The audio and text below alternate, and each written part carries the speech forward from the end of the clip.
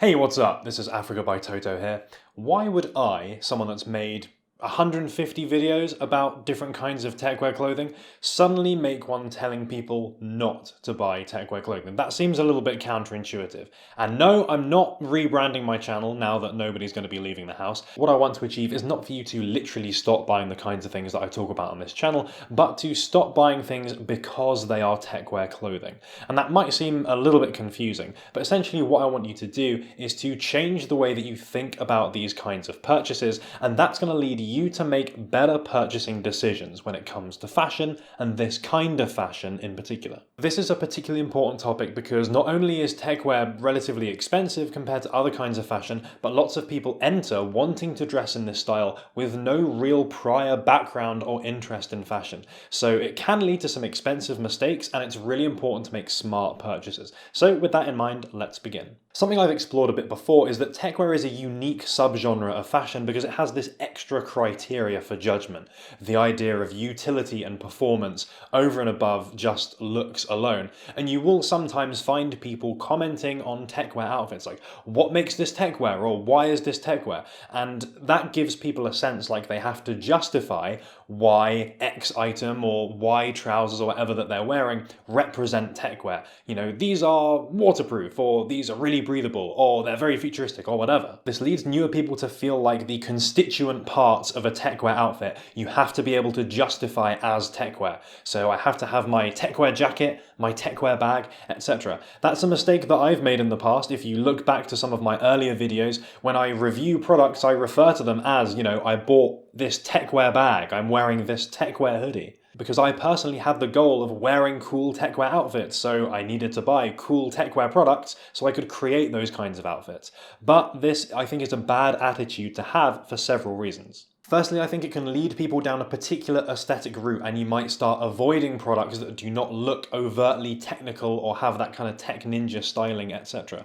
So if you look at the Arc'teryx Atom LT, for example, that's probably something that a lot of newer people would avoid because it doesn't have that many features really, doesn't even have a hood, so it's not super waterproof or whatever, but that's one of my most worn jackets because it fits my lifestyle super well. I wear it underneath a lot of technical shells, I can wear it by itself as well, and alongside other techwear products, it can still look cool and ultra modern, and it just kind of works. But by itself, it doesn't necessarily do that much, it's just kind of minimal. And if you take that approach with every individual part of an outfit, it can come across as very techwear starter pack. There's not too much kind of creativity or individuality there because you're just buying the products that you kind of know are techwear, so therefore you should own them. Secondly, it can prevent you from thinking about what it is you actually need. Coming back to that same example, I wear that Atom LT such a large amount because the idea of flexible insulation that I can wear or not wear if I so choose is really, really valuable to me because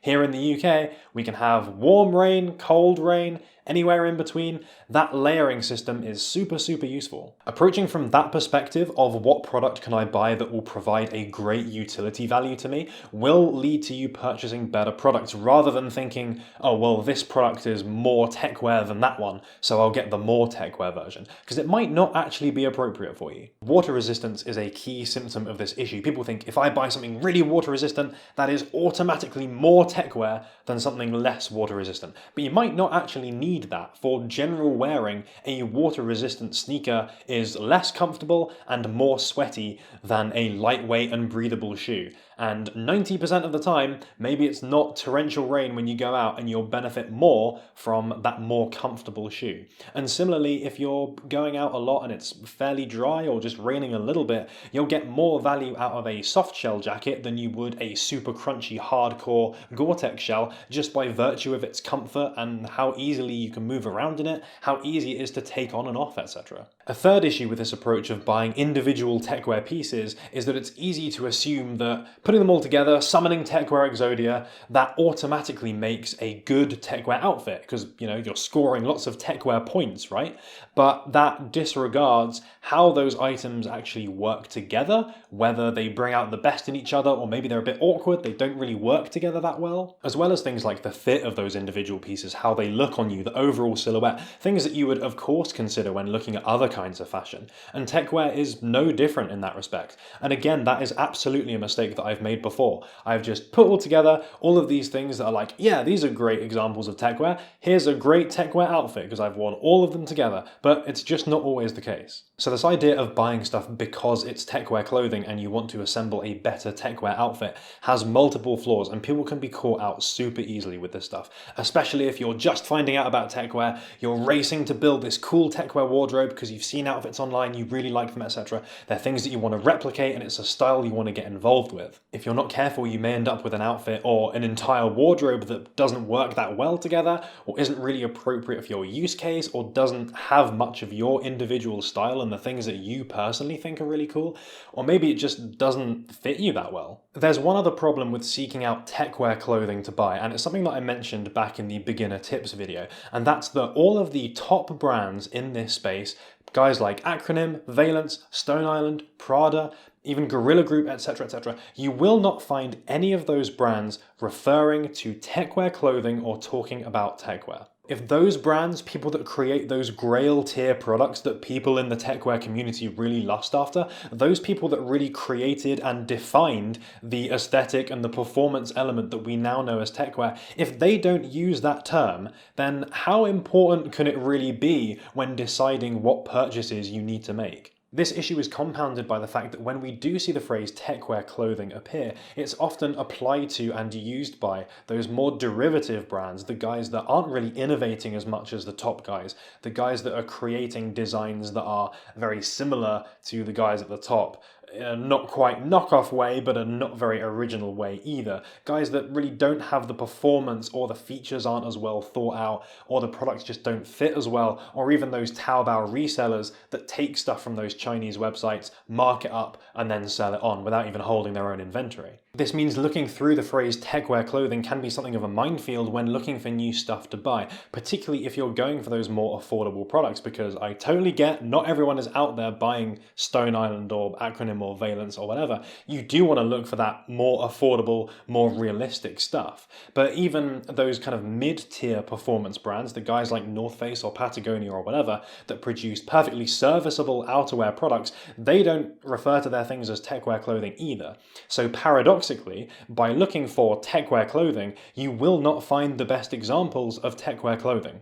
That, of course, is only going to exacerbate the issues that we talked about earlier, about lack of individuality or personal style, about things not fitting as well or not having that performance value or utility that you personally need. So we found a problem here, but what's the solution? Again, I'm not telling you to not try and pursue this style, not to dress in this way, and I'm certainly not telling you not to buy products that are associated with the style that we've come to know as techwear. But instead, when looking at picking up new items, don't think to yourself, I need to buy techwear clothing, but instead change those kinds of questions that you're asking yourself when you go to make those purchases. So don't ask, is this techwear? But instead ask things like, does this contribute to the aesthetic that I'm looking for? Does this have the performance or features that will bring value to my use case? Is this going to suit the other clothing in my wardrobe? Do I have a plan of how or when I might want to wear it? Is this going to come in a size that actually fits me? By being conscious of those factors, you will undoubtedly make better purchasing decisions. Even if it doesn't change the initial product that you were thinking about buying,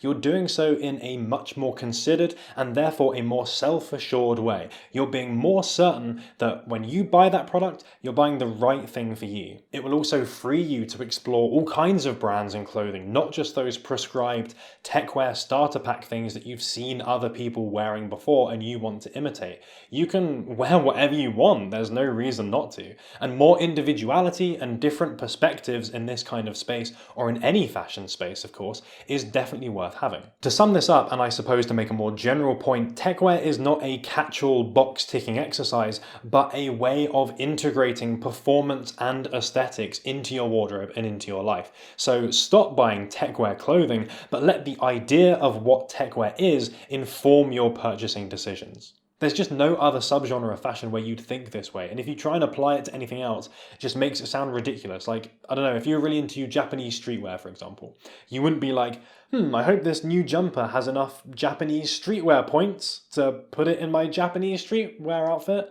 You just, it just sounds stupid. You would buy it because you like it, because it fits in your wardrobe, and if your style kind of aligns with Japanese streetwear, then great, that's really cool. So hopefully that has gone some way towards influencing the way that you think about this style of clothing, and when you come to make those purchases in future, you will have some of these ideas in mind. And if you do that, then I reckon, I promise you that you will make better purchasing decisions. You will buy stuff that is more appropriate, potentially more individual, better looking, whatever. It's going to be better. It's going to be better in some way. But of course, as always, it's over to you. What do you think about this idea of techwear clothing? Do you think it's a term that should be attributed to more products? Or are you more of the opinion that, yeah, you shouldn't really be buying things with techwear clothing in mind? Let me know what you think about the general kind of thing that I've presented here down there in the comments. And if you enjoyed the video, of course, please do hit the like button, because it's a super easy way of supporting the channel, and I do massively appreciate it every time. And as always, thank you so much for watching, and we will be back next week with another video. Boom.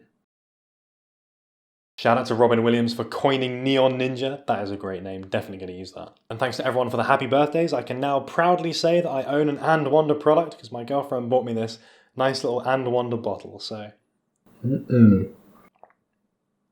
That's good drinking. Thanks for making it all the way to the end of the video. If you want to catch some more, there's going to be links going up at the top there. And if you haven't subscribed, as something like 50% of people that watch these videos haven't done yet, what are you playing at? Join the cooler 50%.